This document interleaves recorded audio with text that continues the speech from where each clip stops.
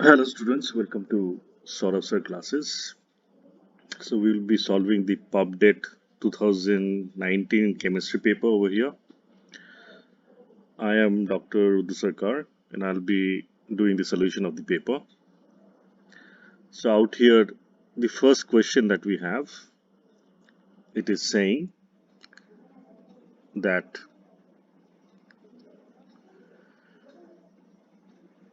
at a constant temperature, the rate of effusion R of an ideal gas is related to pressure P and density D of the gas as. So we have to find out the equation now. We know rate, okay, the rate of effusion. So we will say rate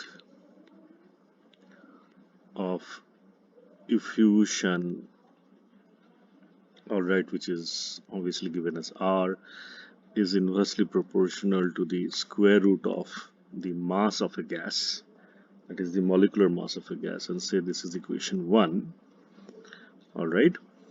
Then we can say that PV equal to nRT. Okay, that is the gas equation for a ideal gas, and we can say then PV equal to W mRT, where W is the weight of the gas, M is the molecular mass of the gas. We can rearrange this equation to, and we can say P equal to W by V mRT by M. Okay, so this is now what is W by V? We know that the density is W by V. So suppose this is equation 2 and this is equation 3. So using these two equations we can say that P is equal to rho RT by M, where rho is the density, or we can say better to say D, because the sum is saying it is D. Okay, so let's call this as D. So here D is the density, so this is D RT by M. All right. Now we can rearrange this equation, okay, and we can write or M is nothing but dRT by P, or we can say M is equal to or is proportional to dP. Okay, so suppose this is the equation 4. So using equation 4 and 1, using equation 1 and 4, we can say that the rate of effusion, which is R, is proportional to 1 by root over D by P, or we can say this is proportional to PD, or root over P by D. So if we check the options over here, then we will say the answer is going to be obviously is going to be D. All right. Next question is 2. Okay, so this is the answer for question number 1. Question number 2. They are saying at any temperature and pressure, the compressibility factor of a real gas, which obeys the equation P into V minus NB equal to nRT. So the gas equation is given as P, V is the volume, N is the number of moles of gas, B is the excluded volume, nRT, that is the equation for the real gas that is given. Compressibility factor, which is Z, this is your compressibility factor. Okay, compressibility factor is defined as PV nRT. Okay, so this is equation say 1 and that is equation 2. Okay, now if you expand this equation 1, we can say PV PNB nRT. So this is equation say suppose 3, divide throughout by nRT. So that would give you PV nRT minus PNB nRT equal to 1. Or we can say PV nRT, okay, which is equal to Z, isn't it? Is equal to 1 plus PB by RT. Okay, that is what we can say. So if you look at the options now over here, then we will say the answer is going to be option C. All right. So question number 3 is saying at a definite temperature, when a spherical droplet of water of radius capital R is transformed into two identical spherical water droplets with radius small r, for each droplet the change for each droplet the change in the total surface area is given by. Okay, that is the question. So what we need to do for this is, for this one we will say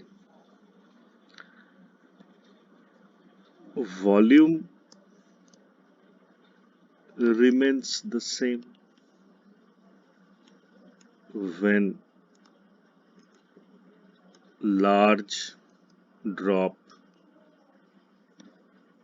converts or divides to two droplets, isn't it? Think, two droplets. All right. So we will say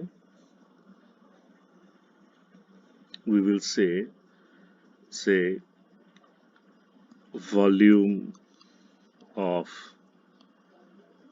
large drops.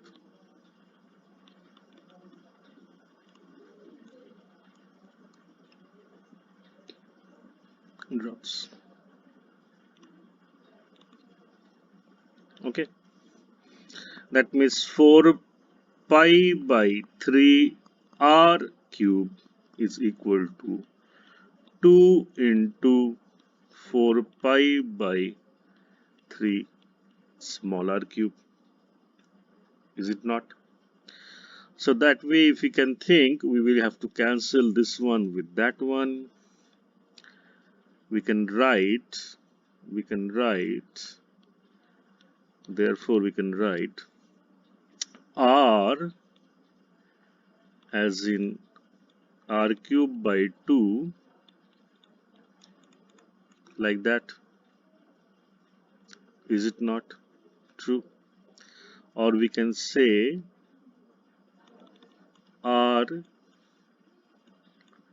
is r by 2 by root 3.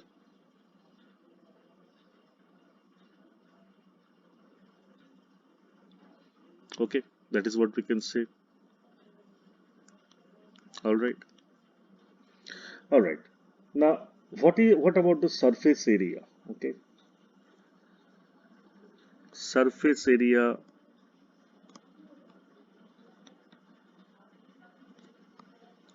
of droplet with, say, radius capital R. Very simple, we will say 4r square. Surface area of droplets with radius small r. You will say over here 2 into 4 pi r square. Now if you try to find out the change in surface area, what is that? That is when a bigger drop gets converted to a smaller drop. So what we will say, it is going to be 8 pi r square minus 4 pi r square, capital R square. Now what we can write is 4 pi, is it not so? And there will be 2, okay, there will be 2, and then we can write, sorry, r square minus capital R square. Okay, we already have this equation say as 1 and this equation as 2. So if we use these two equations, what we can say, okay, we can say that change of surface area is nothing but 4 pi 2, and that can be as in r square by 2 by 3, isn't it? And this is what r square, okay, that is what we will say.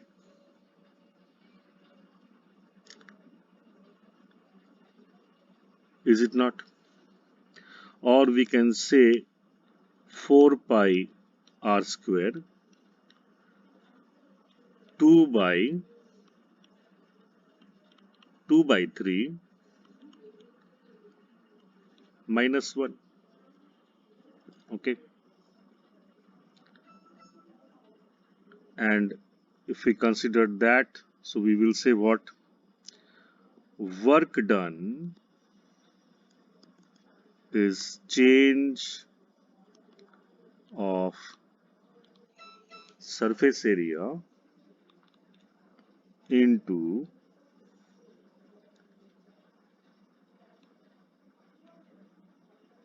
surface tension, is it not? So that would eventually mean that we have 4 pi r square 2 to the power 1 minus 2 by 3 minus 1 gamma. Now what we can write this as to be 4 pi r square, okay. So that will be 2 to the power 1 by 3 minus 1 into gamma. And now if we look at the options, okay, that should be our answer. If we look at the options, then obviously we will say here the answer would be option A. Okay, I hope that explains the question that we had over here. Okay, now for the fourth one, it says the number of atoms Z in a unit cell of a face-centered cubic metallic crystal is related with the density of the crystal, which is rho, diameter of the atom d, and mass of the atom as m. Now, we know from solid state, we can write, so this is for the solution 4, that out here, density, that is rho,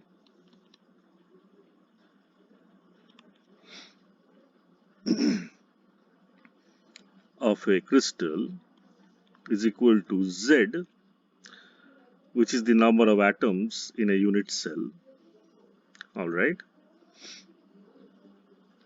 And then it is going to be m, which is the mass of the atom, divided by Na, which is the Avogadro's number, and that is equal to m. All right, that is what we will say. I'm sorry, divided by V. So this is small m.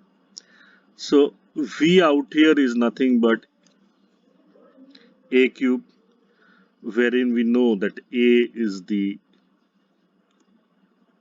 edge length, all right? A is the edge length,